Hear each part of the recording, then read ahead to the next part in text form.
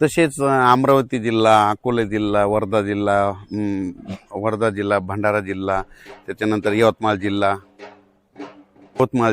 त्याच्यानंतर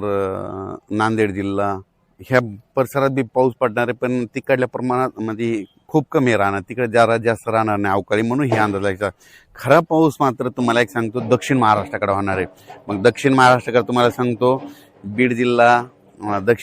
बीड जिल्हा, लातूर जिल्हा, परभणी जिल्हा, त्याच्यानंतर धाराशिव जिल्हा, सोलापूर जिल्हा, सांगली जिल्हा, सातारा जिल्हा, कोल्हापूर जिल्हा, पुणे जिल्हा,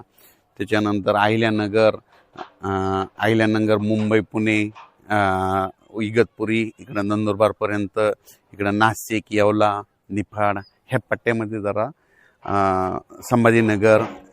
जळगाव, धुळे, नंदुरबार ह्या पट्ट्यामध्ये जरा जास्त काही ठिकाणी गारपीट बी होणार, काही ठिकाणी पाऊस बी पडणार आहे, काही ठिकाणी नुसतं वारं सुटल, म्हणून हा अंदाज लक्षात येतो. तसेच तेलंगणा आणि कर्नाटकमध्ये देखील खूप पाऊस पडणार आहे, काही कर्नाटकमध्ये तर खूप गारपीट होणार आहे, म्हणून हा अंदाज लक्षात येतं. लातूर जिल्ह्यात देखील गारपीट होणार आहे, धाराशिव जिल्ह्यात गारपीट होणार आहे, सोलापूर जिल्ह्यात गारपीट होणार आहे, कोल्हापूरकडे देखील होणार आहे, साताऱ्याकडे देखील होणार आहे, पुणेकडे देखील होणार आहे, बारामती त्याच पट्ट्यात होणार आहे,